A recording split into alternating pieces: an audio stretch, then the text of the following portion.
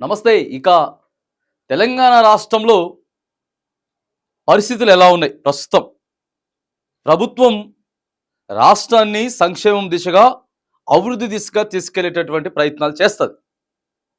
మరి 6 నెలలు అయితా ఉంది కాంగ్రెస్ పార్టీ తెలంగాణ రాష్ట్రంలో కొలువుదీరి 6 నెలలైంది. కాంగ్రెస్ పార్టీ ప్రధానంగా మరి ఇయాల బాధ్యతలు చేపట్టిండ్రు, లేకపోతే అధికారం చేపట్టిండ్రు అంటే వాళ్ళు ఇచ్చినటువంటి 6 గ్యారంటీలను తెలంగాణ ప్రజలు నమ్మారు. ప్రధానంగా వాళ్ళు 6 గ్యారంటీలు మాత్రానికి నమ్మారు.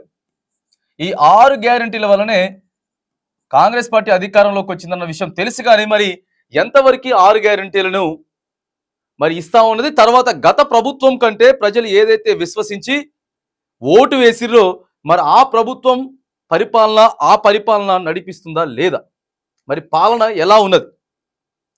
6 గ్యారంటీలు ఇచ్చినటువంటి పక్షంలో ఇప్పుడు 6 నెలలు గడిచిపోయిన తర్వాత కూడా రైతు రుణమాఫీ చేస్తాం, రైతు భరోసాని, రైతు బంధుని రైతు భరోసాగా మార్చి మీకు 15,000 రూపాయలు ఇస్తాం, ఆడపిల్లలకి 2,500 ఇస్తాం, ఆసరా పెన్షన్లను పెంచిస్తాం. ఇవన్నీ కూడా కళ్యాణ లక్ష్మి 1,00,000 రూపాయలు అయితే దాన్ని అదనంగా మేము మరి తులం బంగారం కల్పిస్తాం అని చెప్పినటువంటి ప్రధాన అంశాలు ఏవైతే ఉన్నాయో మరి అవన్నీ కూడా ప్రస్తుతం రాష్ట్రంలో ఇంప్లిమెంటేషన్ కావట్లేదు అనేది మాట మాత్రం వాస్తవం. 6 నెలల కాంగ్రెస్ పార్టీ పరిపాలనలో తెలంగాణ రాష్ట్రం అనుకున్నంత రీతిలో పరిపాలన ఏమీ లేదు. గత ప్రభుత్వంతో పోల్చుకుంటే ప్రధానంగా వీళ్ళు ఏం కనపడతా ఉన్నాయి అంటే ఒక 2 కనపడతా ఉన్నాయి. ఇగో ఫ్రీ బస్ ఒకటి ఉంది, ఫ్రీ బస్ ఒకటి ఉన్నది. తర్వాత ఇక కరెంటు బిల్లు అన్నారు, కరెంటు 200 యూనిట్ల లోపు ఫ్రీ కరెంటు, ఇది కూడా అరకొర కొంతమందికి వస్తుంది, దీంట్లో కూడా లోపాలు ఉన్నాయి. ఫ్రీ బస్లో కూడా మరి వాళ్ళు ఇచ్చేటటువంటి ఫ్రీ బస్లో కూడా దాంట్లో కూడా ఎన్నో తప్పిదాలు ఉన్నాయి. ఇవి కాదు కావాల్సింది, ప్రధానంగా ఇగో రైతు భరోసా. ఇప్పుడు వానాకాలం వచ్చిందండి, వానాకాలం వచ్చిన తర్వాత పంట వేసుకోవాలి అంటే ప్రధానంగా ఇప్పుడు పైసలు కావాలా రైతులకి. గత ప్రభుత్వం ఇచ్చేటటువంటి 10,000 రూపాయలు, తర్వాత ఒక పంటకి 5,000 రూపాయలైనా సరే జూన్ 2nd వీక్లోనో 3rd వీక్లోనో ఇచ్చేది. మరి ఇప్పుడు దీని గురించి ఇంతవరకు ముచ్చట లేదు. ఇక ప్రధానంగా మరి ఆడపిల్లలకి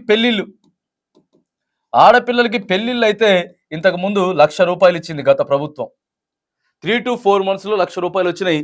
ఇప్పుడు ఇచ్చే దాంట్లో కూడా మరి ఫెయిల్ అయిపోతా ఉంది కాంగ్రెస్ ప్రభుత్వం. దాని గురించి కళ్యాణ లక్ష్మి కాదు కదా, తులం బంగారం గురించి కూడా మాట్లాడతలేదు, రైతు భరోసా గురించి ముచ్చట లేదు. మరి ఆసరా పెన్షన్లు, ప్రధానంగా ఆసరా పెన్షన్లు మేము పెంచిస్తాం, వచ్చిన నెల రోజులలోనే ఆసరా పెన్షన్లు ఇస్తామని చెప్పి ఖచ్చితంగా కాంగ్రెస్ పార్టీ నాయకులు చెప్పిర్రా లేదా? వాస్తవాలు మాట్లాడుకుందాం, తప్పులు మాట్లాడుకుందాం. ఇక్కడ పంచాయతీ కొట్లాటలు కాదు, లేకపోతే నువ్వెంత నేనంత అన్నట్టు కాదు, ఇదేదో గూండాయిజం రౌడీయిజం కాదు. మనం చెప్పినాం, ఏం చెప్పినాం, మరి ఇవాళ మనం ఏం చేస్తా ఉన్నాం అనేదే ప్రధానం. ఇలా మనం ఏం చెప్పినాం, ఏం చేస్తాం అనేది ప్రధానం. మరి ప్రధానంగా ఈ 3 కూడా స్టిల్ ఈరోజు జూన్ 10th మనం ఉన్నాం. జూన్ 10th మనం ఉన్నాం. జూన్ 10th వరకు రైతు భరోసా గురించి ఏమైనా మాట్లాడిందా కాంగ్రెస్ ప్రభుత్వం?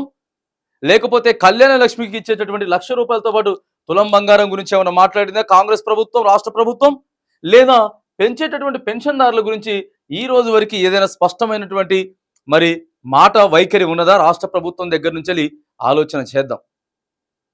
మరి ఏం జరుగుతూ ఉన్నది? మీ మార్పు తీసుకొస్తాం, ఇందిరమ్మ రాజ్యం తీసుకొస్తాం, ప్రజల పరిపాలన తీసుకొస్తాం అని చెప్పి కాంగ్రెస్ పార్టీ అధికారంలోకి వచ్చిన తర్వాత ఆశించినటువంటి స్థాయిలో మరి మీకు ఎవరైతే కాంగ్రెస్ పార్టీకి ఓట్లు వేసిర్రో మరి వాళ్ళంతా కూడా సాటిస్ఫాక్షన్ లేరు. కానీ అన్ని చెప్పేసుకుంటూ పోతా ఉన్నది, మేము అన్ని చేస్తా ఉన్నాం, అన్ని ఇచ్చేస్తా ఉన్నాం, ప్రజాప్రభుత్వం మాదని. కానీ నిజంగా ఎంతవరకు ప్రజాప్రభుత్వం కాంగ్రెస్ ప్రభుత్వంలో నడుస్తూ ఉన్నది? ఇక వీటితో పాటు ఎన్నో గత ప్రభుత్వం సరే అప్పు చేసింది, సప్పు చేసింది, అవినీతి చేసింది, ఇంకోటి చేసింది, అవన్నీ కూడా కాంగ్రెస్ ప్రభుత్వానికి తెలుసు కదా, అవన్నీ కూడా కాంగ్రెస్ ప్రభుత్వానికి తెలుసు. అయినా కూడా మరి ఇగో అదే పందాలో పోతా ఉన్నారు. మేము అన్ని ఇచ్చేస్తాం, ఇన్ని అప్పులు ఉన్నది, కేసీఆర్ని జైలు, నువ్వు కేసీఆర్ని జైలుకే పంపుకో, కేటీఆర్ని జైలుకి పంపుకో, గత ప్రభుత్వం చేసినటువంటి అవినీతి అక్రమాలన్నీ బయట పెట్టుకో, వాళ్ళు ఏదైతే అవినీతి అక్రమాలు చేసిరో అవన్నీ రైట్, నువ్వు టీఎస్ని టీజీగా మారుస్తా ఉన్నావు రైట్ ఓకే, తెలంగాణ తల్లి ఆ లోగోని మారుస్తా ఉన్నారు ఓకే, ఇవన్నీ ఓకే.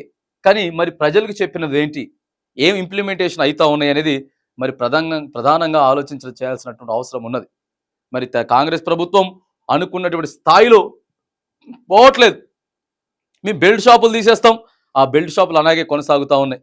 ఇవన్నీ చెప్పలేదా కాంగ్రెస్ పార్టీ అనేది ఒకసారి కాంగ్రెస్ పార్టీ ప్రభుత్వ పెద్దలు ఆలోచించుకోవాలి. తెలంగాణ రాష్ట్రంలో మీరు ఇట్లా చేసిరనుకోండి, ఇప్పటికి 6 నెలలు గడిచిపోయింది, అట్లానే రోజులు గడిచిపోతాయి.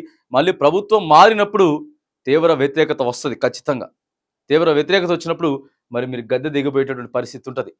మళ్ళా మేము ఇట్లా కేసీఆర్ లెక్కే చేస్తాం, ఆడ జగన్మోహన్ రెడ్డి అట్లే చేసిండని అనుకుంటే ఆ రోజు ఉన్నటువంటి జగన్మోహన్ రెడ్డి ఇవాళ పక్కకు పోయి దిగిపోయాడు, ఆ రోజు ఉన్నటువంటి కేసీఆర్ ఇవాళ పక్కకు పోయి దిగిపోయాడు. మరి మీకు కూడా ఆ రోజులు వచ్చేటటువంటి పరిస్థితి ఉంటుంది.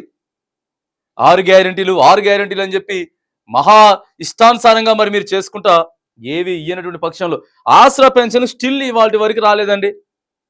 జూన్ 10వ తారీఖు వస్తా ఉన్నది, ఆసరా పెన్షన్ ఇవ్వలేదు వీళ్ళు.